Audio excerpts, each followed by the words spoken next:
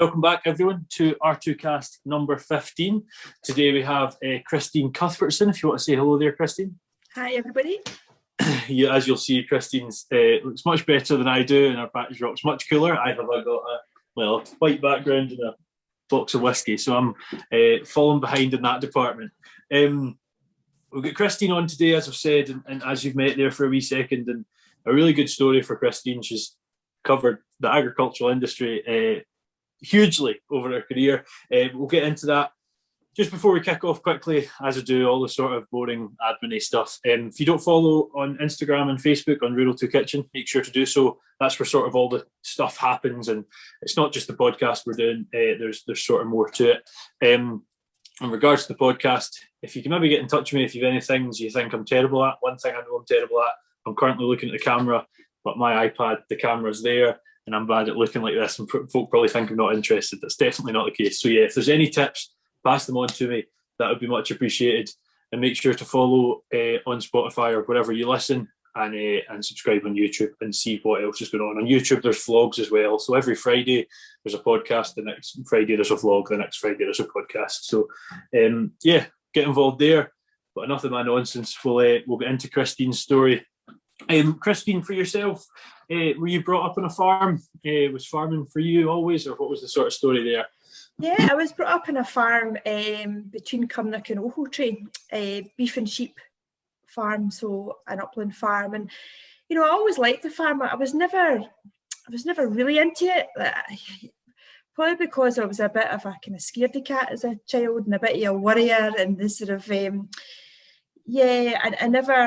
I was always a bit kind of squeamish with things like that. But being brought up on a farm, farming's in your blood, isn't it? Really. Although my father was actually a first generation farmer, his father was a butcher, so always in the kind of meat food side of it. And my mother was on a dairy farm. So yeah, I always loved farming, but I probably didn't know if I was ever going to go into it as a career, to be honest with you, because I never knew what I was going to do. I was never a child who said, oh, I'm going to be a policeman or a lawyer. I think when I was about 7, I thought my career choices were either going to be a lorry driver or prime minister. So, okay, quite different. But here we are. Here we are.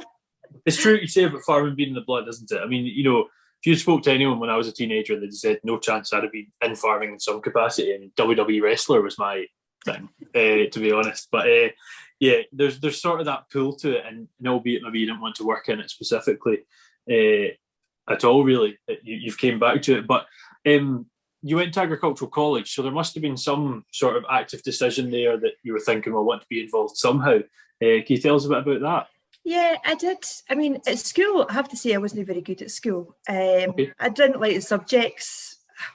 Maths, English, history, dry. I quite liked some of the sciences and some of the languages, but unfortunately at that time you didn't get a chance to have a week somewhere to try out a job or whatever.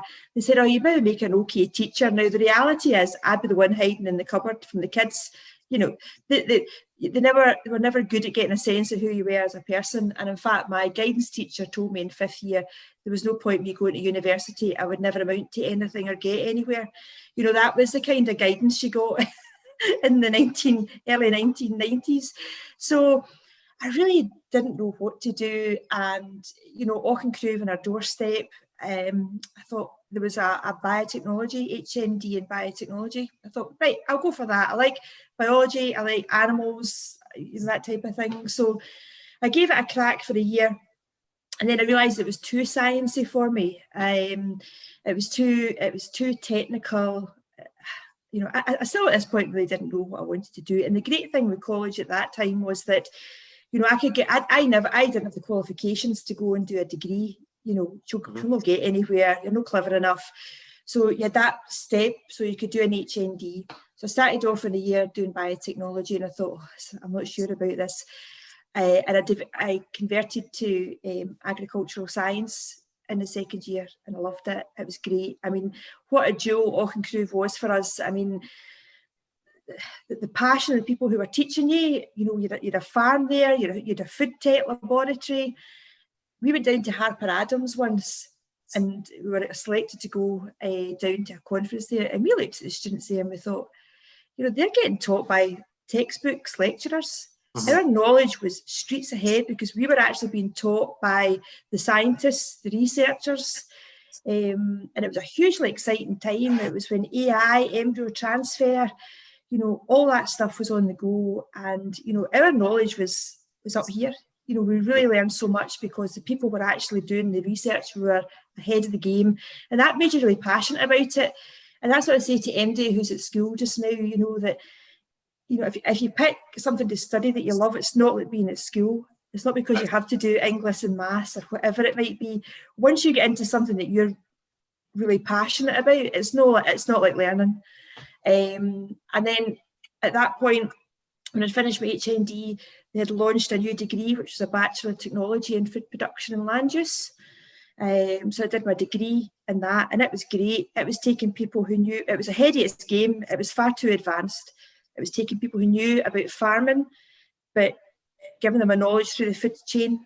So about all the assurance standards, and you know, and we made cheese and we made bread and milk and learned all can prove. It was fantastic. So I got my degree in third year and I went on and I did an honours degree as well. So that progression really helped me, doing it kind of bite size. And the degree was through Glasgow Uni, but delivered at Auchincruive. And that was my education, really. And that and drinking beer. Oh, I'm sure you didn't touch it. Oh, I was in a class with all boys, and you went to the student union bar and you say, "What do you want to drink, Christine?" And you say, "I'll have a Bacardi and Coke," and they bring you back a pint of Best. So I just ended up drinking Best because I gave up asking for like a short. I unfortunately get some looks because my favourite drink, honestly, is a porn star martini. Nothing wrong with that. Exactly, and I wish folk would let that be the case. I know you're in a group of all boys. Unfortunately for yourself, one of which was David Henderson, was it not? Yeah, he was at college, a different course, but he was one of the crew at college. Yep. We all had nicknames. I was Tintit, Hendy. People don't even know my real name, and I left college like 26 years ago. still call me Tintit. How did that come about? Or should we not ask? Oh no, it's okay. I had dyed my hair, and like we're still dyed now. That's for a different reason. And we were standing in the coffee boat queue, having been out on a Wednesday night, and this guy tapped me on the shoulder and he said, "Is your hair dyed?" I went, "No, it's Tintit." And of course, my name Christine, so I was Tintit Teen, then Tintit Teen, the Mauchline Gala Queen, and oh my goodness! But you know, I loved it. You know, I know there's a lot of things about women in agriculture and all these sort of things, but you know, we were all just treated the same, and we just laid in about it, and it was great fun, absolutely great fun. Yeah. That's a good one. It's a shame that, isn't it? You know, it speaks a lot for the education systems in some ways that you were told you wouldn't amount to anything. I mean, what does that mean? What does a child do with that? You know, and then especially if you're a guidance teacher, your guidance teacher told you that, so you're like, yeah, all right. Okay. I know, not an easy one to take that, and I think you're being quite modest. Am I right in saying you won an award in third year for being best student? Or yeah, I got the best student award because of one of my classmates, because I was the only girl in the class. But you know, really, that was his problem. That wasn't my problem. You know, and I was really pleased with that actually, because it wasn't about getting the highest grades. It was the best all-round student. So the one who mucked in, the one who helped others, the one who, you know, get involved with things. So I think that's the thing, that you can be quite sensitive and somebody says that to you and you think, actually, they're the one with the problem. They're the one that can't handle it. They're the one that wasn't good enough to get the prize. I got the prize. Job on. And it's interesting you say there, you know, it wasn't purely based on who got the A1. It was based, you know, and I think that's so true. I mean, yes, university and school and stuff is all about grades and stuff. No, it's not all about grades. It's about grades. There's so much more there, you know, what you gain socially and all that. The way I look at it is that you can have a doctor with all the qualifications and pass all the exams.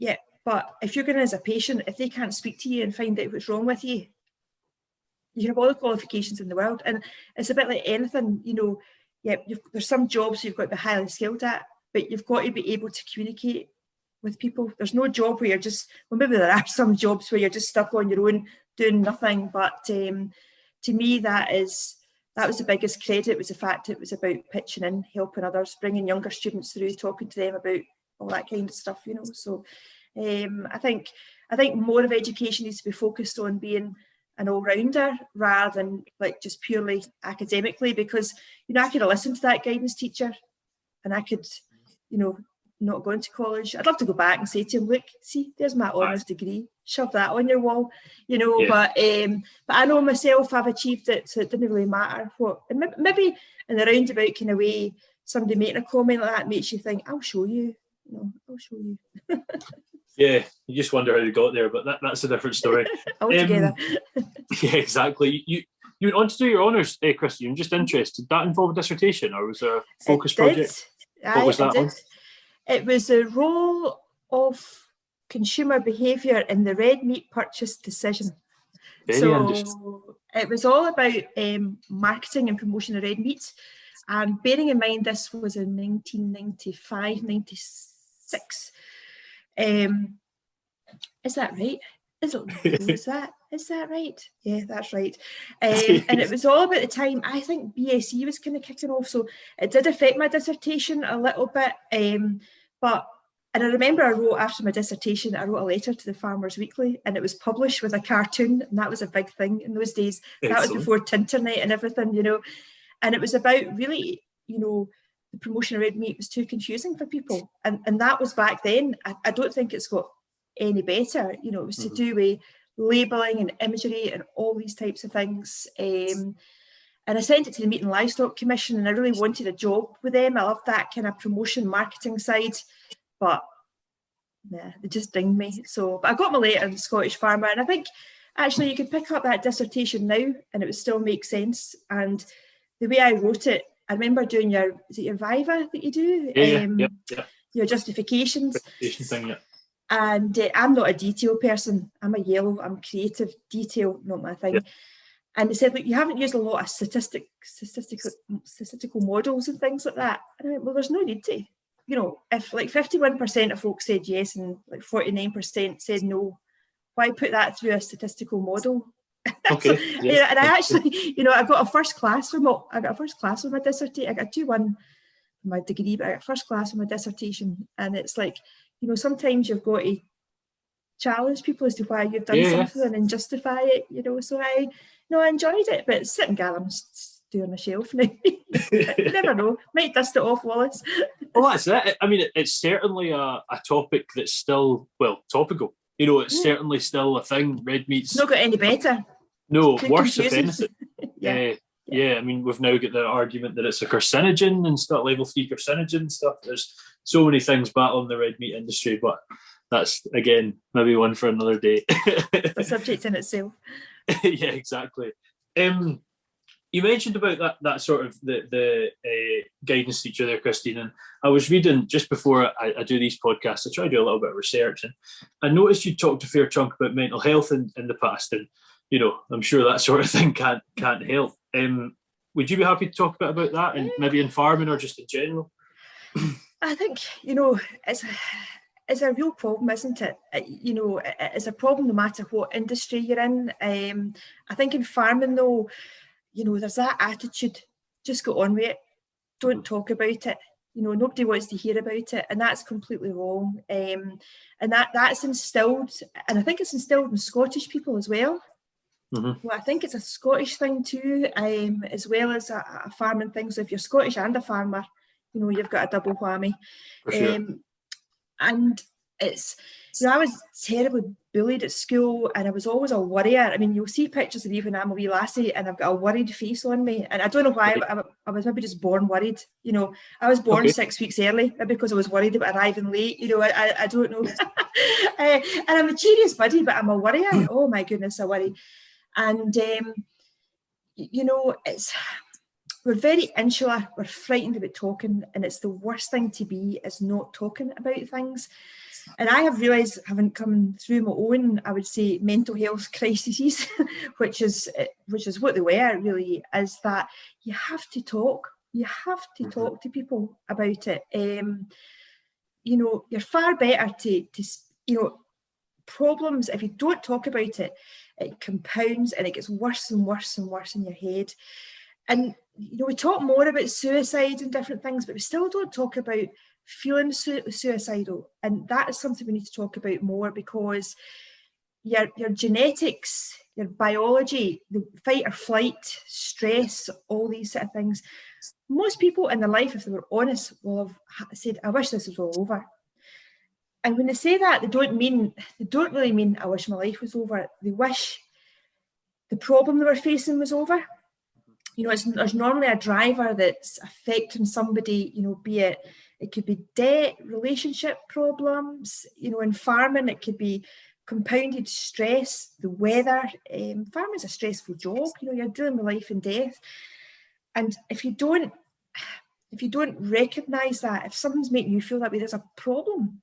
Now, if you don't talk about it, that's just going to get worse and worse and worse. And there's so much support out there now. There's phone lines, there's text things you can app, Samaritan's, breathing space. Even if you don't feel as though you can talk to somebody who's close to you, there's routes there. And you by talking to somebody and getting their feedback. And, you know, I have to say, look at it from this perspective. You know, if there's nobody that you would say to, if I said to you, Wallace, you know something, I'm having a really bad day and things are not going well right now for me, you know, you're not going to say, oh, Christine, I'm going to go. I don't have time for you. There's not a single person who would do that. And it's just getting that realisation. And you have to take a wee bit of responsibility yourself as well too. You know, nobody can make you do something. You've got to try and, you know, manage things yourself. And, you know, I think what I've realised is that I was really unkind to myself, you know, hugely unkind to myself, hard on myself. I was a failure. You know, I could win all the awards in Young Farmers for speech making, handicrafts, get a degree, and it wasn't good enough.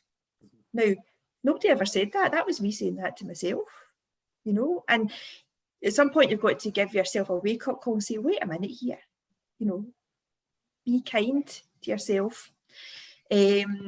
You know, and what's helped me is my dog, and, you know, being a wee bit selfish and taking time out and walking her in nature, you know, looking after myself, really.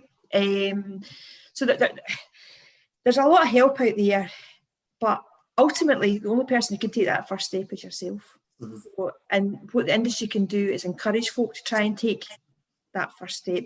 And the first thing I would say to people is, if you are feeling low or whatever, see, for a while, go off social media. Absolutely. Mm-hmm. And sorry, apart from your podcasts, do you know what I mean? But I think that is a real drain on people. If you're in a negative place, you'll start seeking out negative stuff on social media. You can't see the positive in anything. So I would say my advice is take a break for that, you know, if you need to. I think, and I see that in younger people as well, you know. So at lunchtime, you know, don't spend half an hour on Instagram or Twitter or Facebook. Get out in the fresh air, go for a walk, look at what's going on round about you. I think it's called mindfulness. I don't get all that jargon, but the way I look at it is I go out and I pretend I'm my dog, and how my dog sees the world. She's just happy to be with me and having a sniff in the fresh air and looking at the blossoms in the trees and stuff like that. That's the way I look at it. There's probably posh words for it, but just connecting back and bringing yourself back to reality a wee bit. Sorry, that's a big long word. It's something I'm quite passionate about, and there's no one fit answer for everybody, but talking about it helps. And we're getting better. But we've got a long way to go with it. We absolutely are getting. Is your dog Mishka? Have I got that right? Yeah, Mishka. I don't know where I pulled that from, but she's on Facebook all the time. That's probably why. Get off social media, you know. And on the social media one, you said, you know, apart from podcasts, whatever, I'm on social media more than anyone. I think you pinpointed the problem with it though. If you're in a positive mood and you're out to get the best out of social media, which is why I use it, you're going to get a good from it. You're going to get whatever. But if you are looking for the bad, you're so right. It's so easy to find, and you can get down that bad rabbit hole, if you will. But never look at a BBC News. If you look at something like BBC News, don't go at the comments. My goodness, who are these people? Horrible people. Don't go there. Keep it happy, keep it light, keep it positive. Yeah. The comment sections in a lot of social media is, I'm like, that's daughters, sons, mums, dads, grands, papas. Why are they like this on Facebook? You know, where does this person come from? And don't seek help through. I mean, you do see people and you think, you put posts up and you think they're obviously not in a good place. Social media is not the place to get your answers for that. It maybe is to refer to some help and support and guidance and things like that, but you know, it's not the place for reaching out to get support. I don't think personally, you know, you need to speak to somebody about that, you know, if you're absolutely. And you said, you know, speaking to folk, I mean, yeah, there's no one that wouldn't speak to you, and it's so true. If there's someone out there, they're not the person to go to, but there's so few of those people. And I think one thing that resonates with me is we'd rather listen to your problems than your eulogy, and it's so true. I mean, it sounds pretty cutthroat, whatever, but it's very true. But see that, you know, a problem shared is a problem halved. Exactly. Nothing true. Yeah. And you mentioned that in agricultural industry, that's why I'm playing that. That's okay. That we're not great at talking about it, and we are getting better. It's so true. I'm trying to work out where these podcasts are going out. We spoke to Stephanie of the Farm Safety Foundation on the podcast, I think the last podcast, and I mentioned, I can't get the guy's name, it's terrible. He's a reverend, and he talks about sort of suicide in agriculture. And Chris Blackshaw, maybe? I knew it was Chris, that's it, Chris Blackshaw. And I remember my dad spoke to him at a market maybe 10, 12 years ago. And he'd asked my dad how he was doing, sort of actually asked, you know, he probably didn't say, how's your mental health? But it sort of went into a place where my dad wasn't really used to talking about that sort of thing. And I remember in the car back, he said, that was weird, he said that. You know, and then now we all talk about it, you know, and that's a good transition. You your know, brain's an organ. Your brain is, exactly. You know, it's not your brain is a thing just like your lungs, just like your heart, you know, and it works in a different way for different people, but it's an organ. And you know, in the farming community are really bad at not looking after themselves. When I was in the insurance game, I would go in and say, a farmer would think nothing about spending £500. Davy Henderson, he would think nothing about spending 500 quid to insure his bull, right? Yeah, okay. But could I get him to spend £250 a year on a personal accident and illness policy? No. And you're like, well, no disrespect, the bull can't do your work if something happens to you, you know. And it's just, you've got to value yourself. You've got to put a value on yourself and what you're about. You know, you need to look after yourself, and that's mental health and, you know, physical health. It's both, because the accidents are too high as well in the farming industry as well, and that's driven by mental health as well too. The hashing, the bashing. I've got to do this. I've got to do that. I've got to. Whoa, take a step back. You know. Yeah, absolutely. About this. Absolutely, and you mentioned some great institutions there based around sort of helping people in this position, and one of them I'm just going to go on to. I had the pleasure of talking to David Liggett as part of this podcast. I think it was number 2 on what RSABI does, and I believe you've had some work with RSABI over the years, Christine. I've been involved with RSABI since I started with NFU in 1998. We were, I think, called an honorary secretary, and at that time it was more, I mean, RSABI was great. I'm a great believer in benevolence, like helping others. And as you know, it was set up actually to help farm workers years and years ago, before there was, you know, the National Health Service and all these things. Farmers themselves realised, you know, we've got to look after our workers, and that's over 100 years ago, that foresight. And now it's evolved and changed, and I've seen over the 23 years I've been involved with it, the huge changes in how they've really stepped up to the mark in the breach and supporting, you know, farmers themselves and the mental health issues. And you know, I mean, the hardest thing I ever heard was about when the milk prices were really bad about 6 years ago, you know, and folk were on like 9 pence, and it's just ridiculous. And I heard about a farmer who to survive, he drank his own milk for 2 weeks. That's what he lived on, because he had no cash. You know, there was things going wrong in the business, asset rich, cash poor. And you think to yourself, good grief. And people don't realise the poverty and it can be in farming. You know, there's a perception that you're all driving about in big cars, and it couldn't be further from the truth. There's a lot of hidden poverty, and it's that pride thing. So, you know, I think what they do in terms of providing emotional support, but also practical support. So when you pick up that phone and you get help, they offer counselling now for you. They've got validated counsellors, and that practical support, you know, if you've been through a big shock or something's happened, be it illness or bereavement, and it's just, I think it's amazing. And, you know, they really came to the fore during foot and mouth, RSABI, and how they supported farming families through that time, you know, when cash flow was for a lot of people, and practical support like getting groceries and things like that, you know, which, to be honest with you, the farming community, the urban community are quite used to knowing how to get help from government agencies. Farming community are not, you know, and they'd rather starve than seek out, you know, that help. And so sorry, I'm waffling on here, but at that point I decided, right, during the dairy crisis 5-6 years ago, I thought, I've got to do something here so that more women know support about RSABI, because a lot of women in farming businesses, they're the ones that are seeing the financials.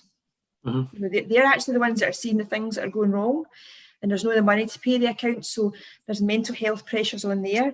There's mental health where they're trying to get people in the business to say, look, things are not right here, and there's a head in the sand. So I decided, me, myself and I, no money or nothing to do. I did this with a pair of hoodie and knickers and just sheer determination that I did. I held a big lunch at Turnberry. Well, I held a lunch in Turnberry, and I thought, this is to get RSABI out there. We'll get women along and have a nice lunch and a fashion show, and we'll talk about RSABI and what they do. There was 140 folk that year, and we raised about £3,000 or £4,000, as well as raising the profile. I've now done that lunch for 5 years in a row, and the last one I did was 400 people at it. And I started off in a wee back room at Turnberry with 140 people, and the last one we did in 2019 had 400 people in the huge big ballroom at Turnberry. So, and we raised for RHET and RSABI with the help of Barclays Bank, we raised 16 grand. But excellent. Wow. But it's the profile that was a driver. You know, I don't want to be sitting here in 5 years' time and there's still people who the only thing they've eaten for 2 weeks is their own milk. You know, that needs to be history. That kind of stuff needs to be confined to distant memory, as far as I'm concerned, anyway. Absolutely. I mean, that story I hadn't heard, but when you said it, it was like a proper.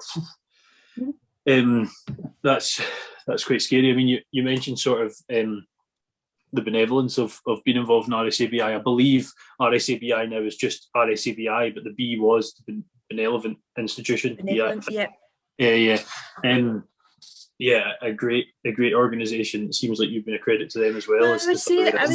I would say though as well for mental health, like, see, giving to others and helping others and getting involved is a great thing for mental health. Absolutely. The pals you meet, the networks you build up, you know, for my mental health has been fantastic. I mean, I've always been involved in charity stuff, but getting right stuck in about it is it's been great for my mental health. I can't speak for everybody, but it's certainly improved mine.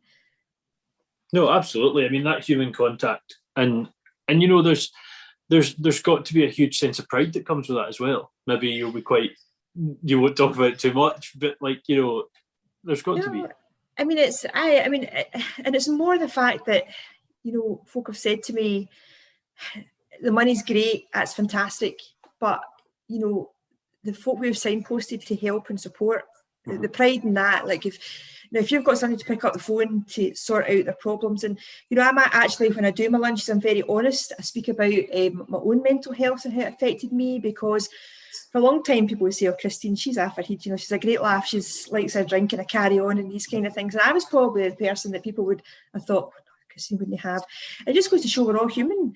You know, you can be the life and soul of the party, but underneath you're cracking up. So just to try and get that point across to people that it's nothing to be ashamed of, and we're all human, and you don't know when it's going to come round the corner at you. That's the thing, you know. It's not planned out. It can just happen, you know. It can just happen. Absolutely, absolutely. Yeah, we've sort of covered your affiliation with RACBI there, and your sort of the fact you spoke out about mental health. Christine, what about after college? What jobs were you in after college? You're obviously NFUS, which we'll get into. But was there anything before that? Yeah, I got a summer job at Cree and Larach where I sorted out grass for 10 weeks in a lab. Okay. That was great fun in the West Highland Way. And then, so it was always like, I did a lot for the college and was always quite engaged. So I got quite a lot of opportunities. And from that, I worked in the farm account survey units, which collect all the data for, you'll see what profits were made and losses and things like that. So I did that for a summer job. And I get kept on because there was quite a lot of folk on maternity leave, and I went in and I troubleshooted. I did the Borders, I did Dumfries and Galloway, I did Ayrshire, and I still didn't know. I still don't. See, when I grow up, I still don't know what I want to do, Wallace. Even though I'm growing up. But I love the marketing side of things, and I tried the MLC, and they were like, "Oh, away you go." And because I'm creative, and I didn't know at the time I was so creative, because at that age you don't really know what you are. So if you're young, find out what kind of person you are. It took me about 20 years to realise that I'm not creative, that's for sure. I'm creative, and if I'd known that maybe 30 years ago, it would have helped me. But so I was working away in the farm account survey unit and temping contracts, and my dad said to me, "Look, Christine, there's a job coming up with the NFU in here." And I'm like, "No way, I'm not doing that." All I could think was Roy Hughes, who used to work for NFU Mutual in Ayr and walking farm buildings. And I'm like, "I don't want to do that." But Dad said, "Look, just apply for it, Christine. You do what your dad tells you." So on you go, apply for it. And I missed the second interview. They phoned me up. I get my dates wrong because I'm no good with dates either. And, but anyway, I went and I got interviewed in the Belle Isle Hotel, and at that time you were interviewed by the farmers as well. So you were interviewed by the partners in the business, you were interviewed by the high honchos of the farming union in Ayrshire at the time, Henry Murdoch, Adam Train, all these big names. And they interviewed people, had their lunch, and then you went back to the Belle Isle Hotel. And I just remember walking down this corridor and being told you've got the job.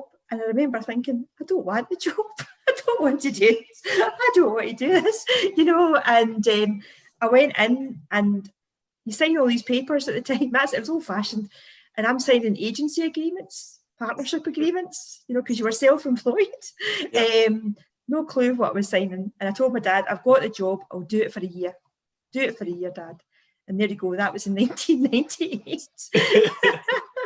But, so I was a group secretary and I was an agent with insurance. And I loved it. I did. I mean, nobody at school says that insurance is a career. That's the thing. They don't tell kids. I mean, and I loved it because of the farming connection. And I'll be honest with you, when I started the job, I could write what I knew about insurance in the back of a stamp, I knew nothing.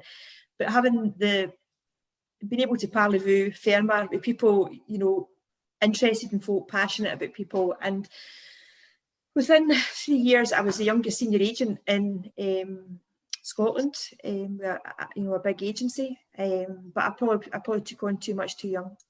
Right. There was a lot of changes in the mutual, and we started to go down a different road, and it was a 3-partner agency, and it ended up just with me. And it was it was just too much. But I loved it. I loved helping, I loved it. Ayr Market on a Tuesday, a farmer would come into the counter and he would just stand there and just rant about something that had gone wrong. It was almost blowing your hair back with a rant. And I would just let him get it off their chest and say, "Right, you quite finished? Come on into my office, sit down, and we'll sort it out." Away, happy. I used to work in Clark's Shoes as a child shoe fitter. And my motto was I could get a screaming kid to come in, but they're good, happy with a pair of shoes. I just took that approach to my farmers as well, come in and sort it out. And I suppose having a creative brain means that, I'm quite good at finding different ways of sorting things out for people. But I did love it. And it was hard. I mean, foot and mouth was horrendous. That was awful. And in those days, I mean, you couldn't. So it was a bit like what it's been through with COVID. You couldn't go out, you couldn't socialise, and that was some of the softer stuff you couldn't do. but we managed to get through it. And at that time, folk hardly even had mobile phones. It was ringing folk round about. It was later. I mean, the advances in technology in my working career has been huge. But that was hard. That was really hard. And Ayrshire was badly hit in the fact that everything was shut down. We didn't have the same situations like in Dumfries and Galloway and the borders, and it's been a hard. Maybe I'm a jinx, but all the time I've been in farming, it's been hard. BSE, foot and mouth, and in the insurance industry, you get so close to people, your customers become, so you're so close to them, and you've got to deal with the accidents, the injuries, it's hard going, but it's a good job. It is a good job. But you're not taught that at school, though, are you? No. And I think I have a bit of an issue with schools in that there's 8 subjects that you've got to be good at, and there's 5 professions that you can go into. They don't talk about everything, which is strange, really. But it's true what you say about your clients sort of becoming your friends. And I mean, agriculture in itself is a bit of a family, isn't it? I mean, you feel yourself seeking each other out in new environments. What does a day in the life of you with NFU these days involve then, Christine? Because you've a different position now. Well, now it's mainly stuck at home because of COVID. So I've been regional manager now since 2007, and I started off doing Ayrshire, Lothian and Borders. Then I did Ayrshire and Forth and Clyde, and that almost killed me doing 2 regions. Oh my goodness, it was too much. So now I'm regional manager for Ayrshire, and really I'm the farmer's friend, for wanting a better word. So, today I've had about 5 people that I've helped with issues. They phone me up, Christine, can you help me with that? What should we be doing with this? And sometimes it can be an issue that I've got, because I've been doing it for so long, I can answer them like that. Yeah. Some issues are bigger. Right now we're dealing with a planning application for an incineration plant at Killer. So, it could be something that's affecting the member individually. And I'm your pal. I'm the one that will help you. We can't always get an answer for you. As I say to folk, this is a pencil, no magic wand, right? But I hate injustice.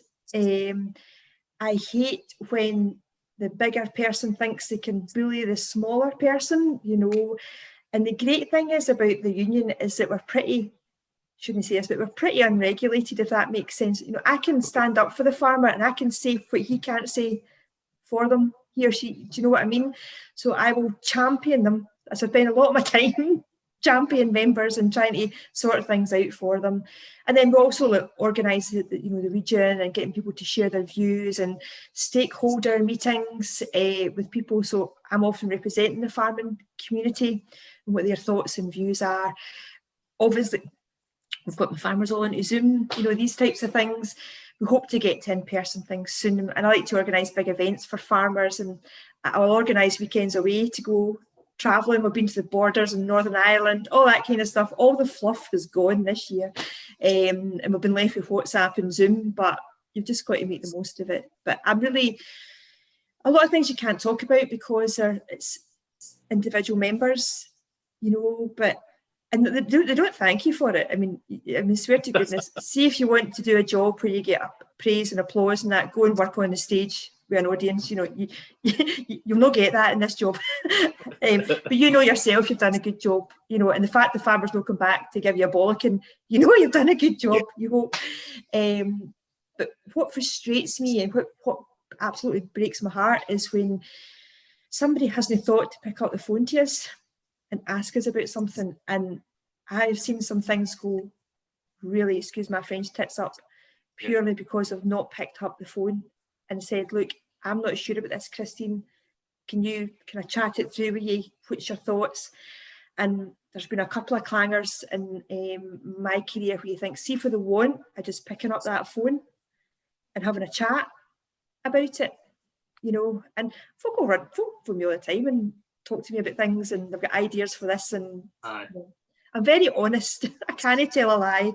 My husband always said to me, because I don't know how you're so good at insurance, because you're so straight and down the line. He goes, well, that's why I was so good at insurance, because I was so straight and down the line and honest. I can't lie to somebody. I'll just tell you, and that's a good thing maybe. But never. I mean, we ignore our instinct. If something's happening to you and you think, phone somebody, doesn't need to be me, talk to somebody about it, think, somebody suggested this and I'm not sure about it. You know, trust your instincts and get some more advice. I can't recommend that enough, you know. And just out of interest, you're regional manager of Ayrshire, yeah. How many people are working in Ayrshire for NFU? Or how does that work? Well, there's me as the regional manager, and then we've got group secretaries who are fantastic at a branch level.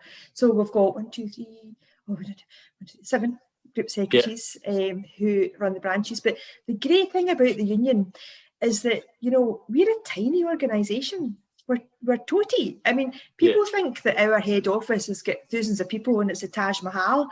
You know, it's a shoebox where about 30 people work there. You know, our biggest asset is our members who come forward to represent their fellow farmers.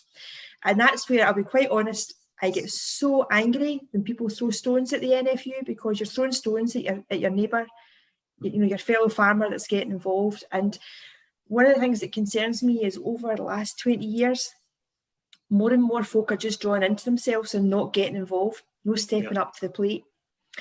And if you don't do that, folk will start making decisions for you.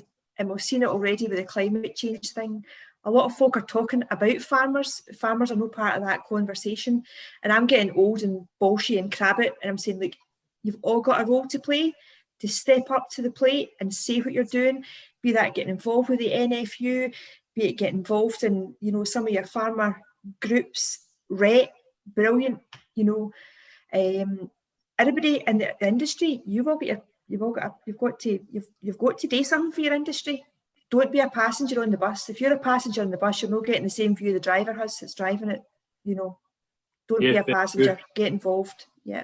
Well, if you're listening and you're a farmer in Scotland, you're not affiliated, listen close.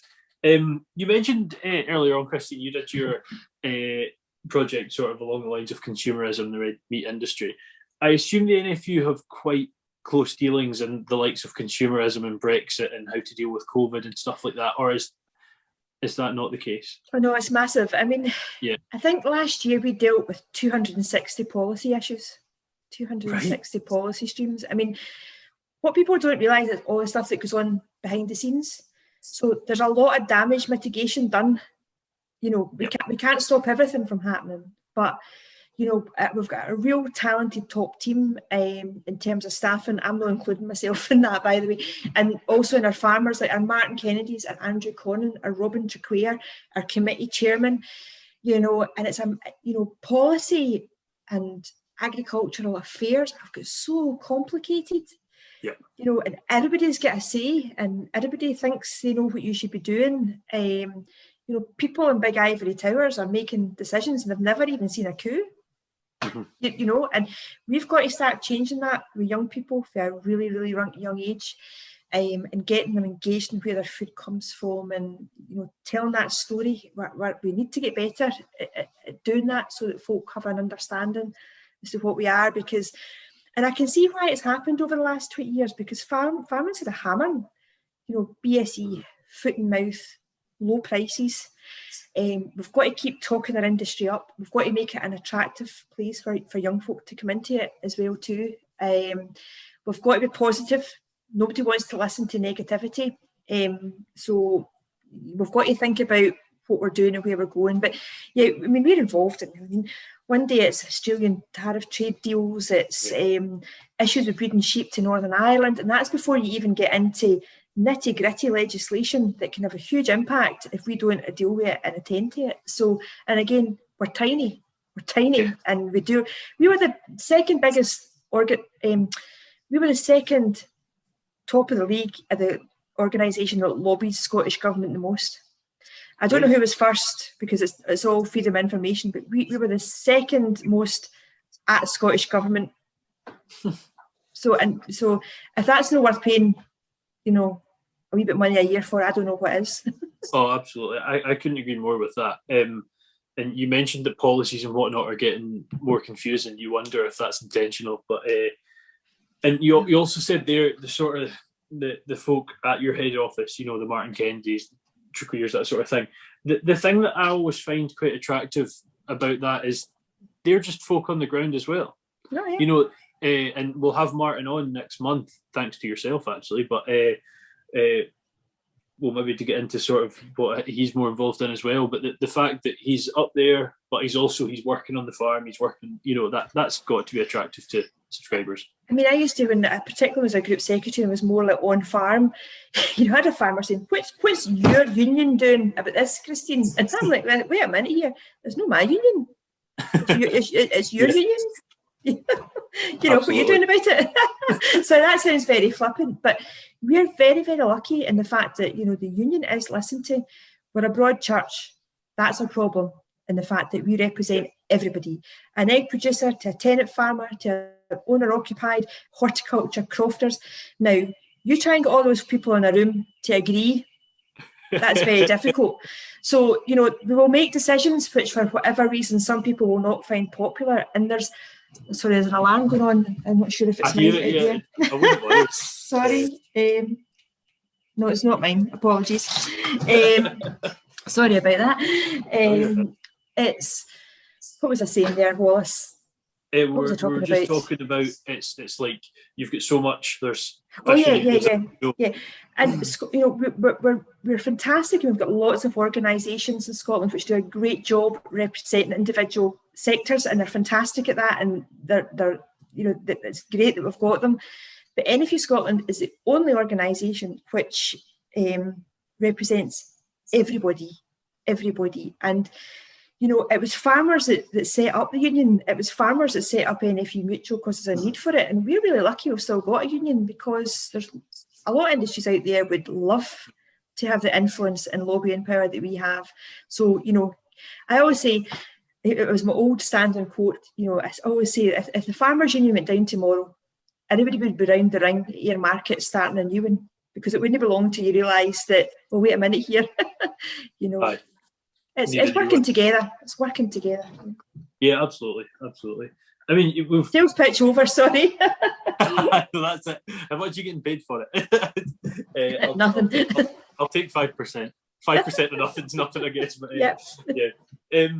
Well, I mean, if you're listening in, guys, you've whether you knew Christine or you didn't, you're probably thinking she seems quite busy, but there's still more she's keeping busy with, and this is how I actually met Christine.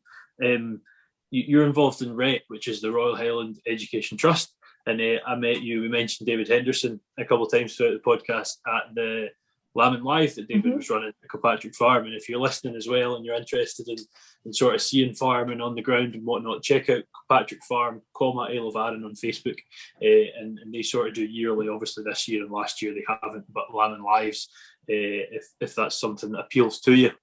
But could you tell us a bit about RHET, Christine? One, how you got involved, and two, what it is.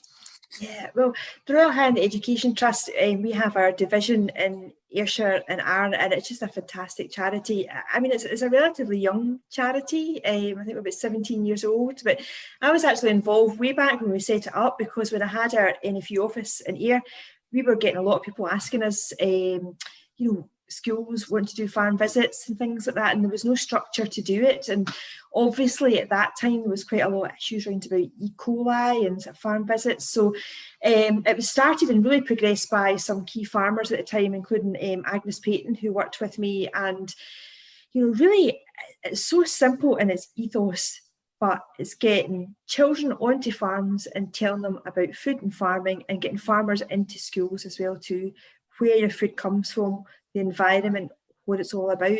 It's such a simple concept, but we're very fortunate we've got it in Scotland. You know, they don't have a similar thing down. They've got some kind of things in England and Wales, but nothing as powerful as RHET.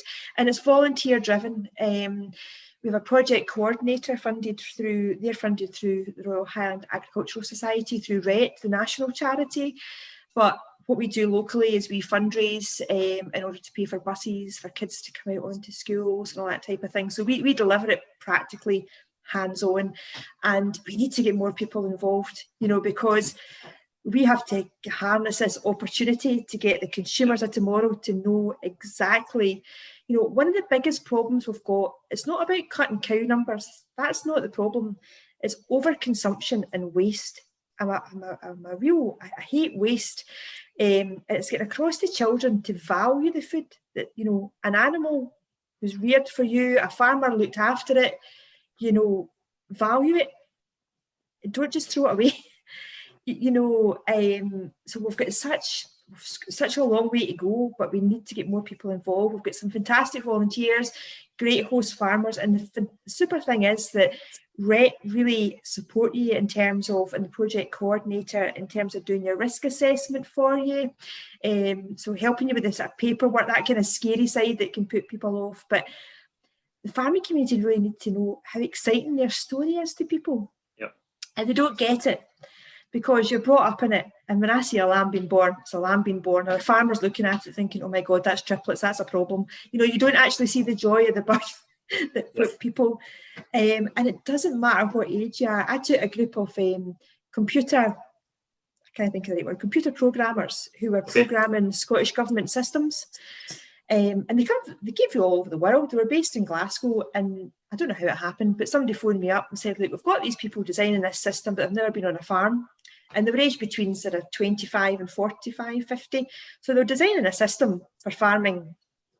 Never been on a farm. So we took them to Willie Harper's farm, and, you know, we took them into the shed, with some lovely store cattle and straw. And I tell you, those adults turned into 5-year-old children. They were amazed. They had never seen a cow. You know, it was a kind of cold day and the steam was rising off them. They didn't realise they were warm. Can we touch them? You know, right. So, I mean, this is what people need to realise, that, you know, folk want, I mean, look at all the farming programmes that are on TV. Folk want to know, and you've got to get them between ages of 5 and 7, and you've got to get them the kind of ages between 10 and 12, hit them twice, you know, about the farming story, and build up to that. They need to respect where their food comes from and what goes into it, and look at it through the eyes of somebody. We went to Borders Biscuits factory, and we were like, oh my goodness, this place is amazing, isn't it? And all the folk who worked at Borders Biscuits are thinking, it's not really amazing. We work here every day. You can't see something when you're in it. No, you can't. No, you can't see it. So I get involved, and you're involved too now, aren't you? So you always say that like a lasso. I'm caught. But the thing is, Wallace, you're the younger generation, and that's what we need. You know, at some point I'll be hanging up my wellies. You know, we need younger folk, and I'll tell you, younger folk can engage better, you know, with younger people as well too. You know, they look at me and think, who's that daft old woman? You know, but you need to get, you need to get younger people in the peer-to-peer stuff going on as well too. So don't spend 5 hours having an argument on Facebook with a vegan for California.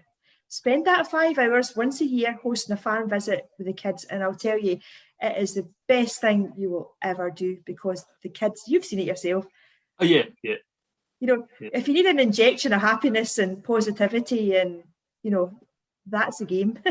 And you know, that sort of disconnect between food and farming is scary. You know, I mean, even in my day job at the college, I'm trying to integrate sort of my sort of coined term is shortening the gap between field and fork, both physically and figuratively, because there's the idea as well. And I mean, Jess had read a thing out to me.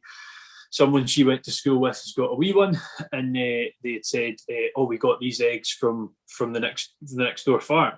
And he was like, "What?" The wee guy said, "Well, what do you mean?" And he said, "Well, it's from the chickens that we pass in the morning." This is God's honest truth. He said, "I don't want eggs from from the chickens. I want eggs from Aldi." And you're like that's so worrying.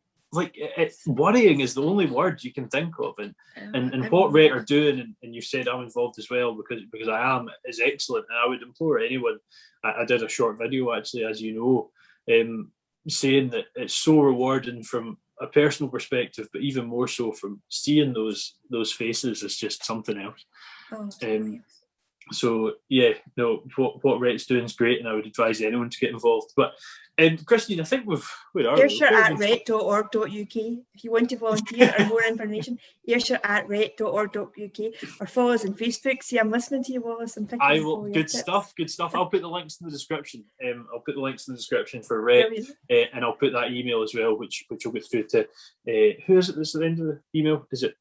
It's Wendy, yourself? Project coordinator. Wendy, yeah. So you'll get in touch with Wendy, and she'll be very helpful as well. But yeah, we've been talking for about 55 minutes, and time flies by when you're having fun, doesn't it? It's been very interesting. And what I'll just quickly ask, Christine, is there anything you would like to cover that we haven't covered in particular, or you think we've went around the houses? Maybe a bit about young farmers, or... Oh, young farmers, yeah. Yeah. I was hugely involved in young farmers when I was younger. When I started doing my NFU job, I'd petered myself out at peak too soon, probably, but that's another great organisation. I was their honorary treasurer. I think that means old. You don't get paid for 2 years, a couple of years back. Because you've got to keep giving back to these organisations, the ones that have helped you. And I would say, you must, if you've got the opportunity to get involved. I mean, I joined the Young Farmers when I was 16, because I was like shy, believe it or not. I used to be shy, and I was so shy. And I started doing speech making, and I, got to senior level and all these opportunities. The one thing, my advice to young people, which makes me sound really old, and it's something that I didn't do, and it's quite difficult at the moment, but travel. Yeah. I unfortunately didn't take the advantage of that because I was studying, then I went straight into having my own business. So, and the Young Farmers can give you great opportunities to do that. So definitely, if I was back and had my time again, I would have had a gap year, and I would have gone away. And I think that would really increase my confidence, particularly maybe even after school, before starting college. So that is my top tip. When you can, and it's safe to do so, travel. Brilliant. I mean, believe it or not, Christine, I was shy at that age too. Till a bit later than 16, actually, yeah. But I really don't know what happened, but something changed. And I'll be honest, I didn't really do Young Farmers. We started Arran Young Farmers over here. There was the Arran Agricultural Club back in 1993, I think it disbanded. Mm-hmm. And a group of maybe about 16 of us got together and sort of started this. And, I think that's when I first met you, actually, was at Arran Show. I remember you in the back of the trailer. Cool. It was chucking down the rain, yeah. Yeah, and I had the ripped shirt, thanks to Daniel McAllister, but these things happen. Of course, yeah, that's right. For some reason, I thought the RHET thing was before that. Of course, yeah. Maybe go way back now, Wallace. Yeah, I know. I'm old as well these days, Not. Yeah, I would advise anyone to do it. And yes, our Young Farmers it's still going, but it's not quite as active just because of things happening. There's not really enough folk at the minute, which is a shame. But yeah, I would strongly advise anyone. And I was speaking to Louise Allen 2 days ago for the podcast. You don't have to be a farmer. That is the big thing. It's called Young Farmers, but it's maybe the wrong name. Yeah, it's great. Get involved in something. See, as a human, get involved in something. Don't isolate yourself. Being involved in any kind of community groups or hobby or something like that is definitely a solution. And when we can get out into doing more things, hope folk realise that and as a farmer as well, I think it's always really good if you've got another interest. It's not, and it could be another farming interest. It doesn't need to be something like with farming, but having that, other interest, that's what keeps you going. That's what you need.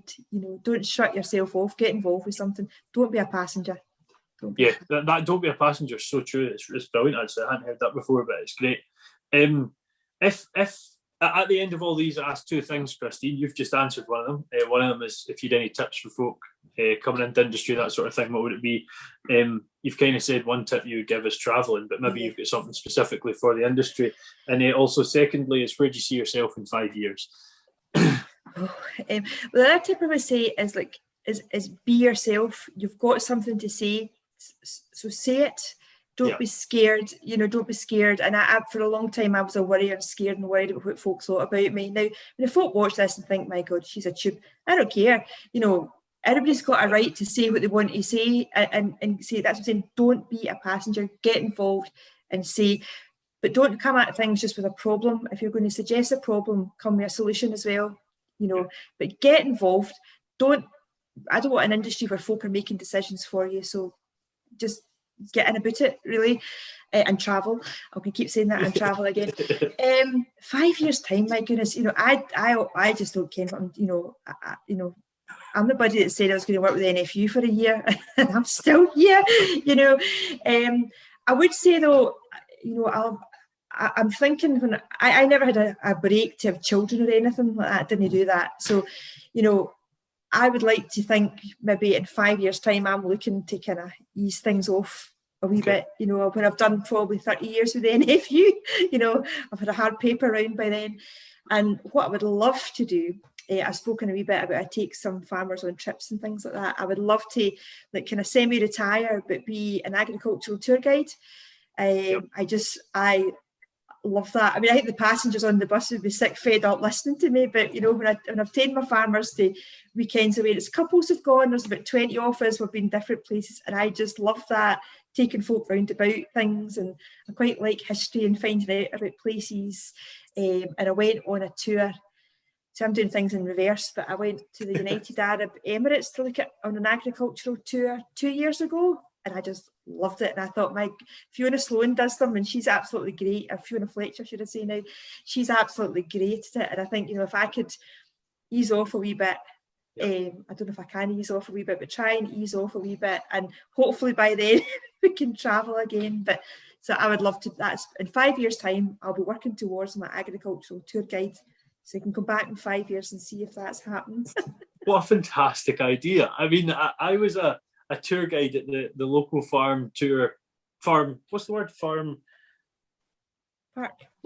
Yes. Why couldn't I get the word park? For 2 weeks before I got the job with SRUC, and it was just by chance that they both came up at the same time. But it was great fun, and taking that into sort of with farmers as well. You know, I mean, I'm sort of thinking now, if you're doing farm tour guides, I'm sure my dad would be the first on the bus. Loves buses, loves just sitting and listening to a story about a farm. You know, like that would be great fun. Oh, for some great weekends. I mean, they take them to the big Chrissy, how do you know about all these places and stuff like that? And I love getting all the different places to go. We've been to Orkney, and we were supposed to, my next one was Southern Ireland, but all this carry on has kiboshed that. But yeah, so the next time you see it advertised, Chrissy's farm tour weekends, get booking. What was UAE like? It's phenomenal. I did quite a lot of talks on it, but last year a lot of them were cancelled because of COVID. I loved it. What beautiful people, lovely people. You know, it gets a bad rap about and I went to the horse racing, and of course there's no alcohol. That's a struggle. There's no alcohol, a struggle. But we went to the horse racing, and it's free to go in, and that was in Abu Dhabi, and it was absolutely amazing. And we got this kind of hospitality thing, and they were bringing you all these nibbles and cracked tea and coffee, and you actually didn't need the alcohol. And people, when their horses won, they were dancing and singing. And I sat next to a beautiful Emirati lady. I mean, you couldn't have put like two different looking people together, like culturally wise. And we started talking, and we hit it off, and I was telling her all about Scottish lamb, and it was brilliant. And what a clever lady. That's the thing. I mean, the women are so highly educated. She was a lecturer in economics and has studied in London, and I mean, the farming is different. It's different. A lot of saw some great projects working with people with learning difficulties, and goats, and hydroponics and aquaponics. Right. Yeah, aquaponics. You know, why are we not doing things like aquaponics over here? Well, we are. Are we? IGS do it. IGS. I don't know if you get a chance to watch the podcast, Christine, but if you go back to number 3. That's a guy from California who's in vertical farming, but he knows a lot of the folk over here. And there is stuff going on, not loads, but there is. But no, this is very interesting. It's interesting you say friendly, and I hate to say this, but as a female, they get a very bad rap out there for not being very forward thinking, shall we say, for women, you know. And do you know more than 75% of the women in the UAE are educated to a higher degree level? Is that a fact? Wow. Yeah, and they've got more women in CEO positions than most of the other developed countries. That's excellent, because I mean, is it not the fact there's more CEOs called Richard than there is women in the States? Probably. It's crazy. And don't get me wrong, you know, it's Sharia law, and that's the law of the country, and that's how it is, and that's, you know, but they're actually, you know, they're a very young country, really, really young country. And there's some things you might not agree with, but it's their country and they can do what they want. But in terms of, it really opened my mind to it, you know, as a country, and it's too warm for me though. I mean, look at me. No. But lovely to visit. We wouldn't last, Wallace. We wouldn't last. I wouldn't. I need to get rid of this, and you know, we need to get industrial size cans of factor 50. To be honest, I don't burn terribly. I just don't like the heat. You know, well, I don't like the heat, you know, but wonderful. But again, that's a travel thing. It's opening your opportunities, and you know, younger folk, younger than me now, you've got NFU scholarships, you've got all these things. Get involved and do it. Absolutely. Well, it's been great to chat, Christine. We've no bored everybody dropped off after 5 minutes. I highly doubt that. No, it's been great. You get a good story as well, and it's as I say at the start of this, I normally look for that sort of 45 to an hour, and if it's more, excellent. Whatever, and you're always worried that you're like, I want this to feel like it's going quick. And at one point I checked down and it was 30 minutes, and I was thinking, where are we? Is it 10 minutes at the minute? So that's excellent. That's right. Yeah, no, it's been very good to chat. Thank you very much, and we shall see everyone in 2 weeks. Cheers, Christine. Bye.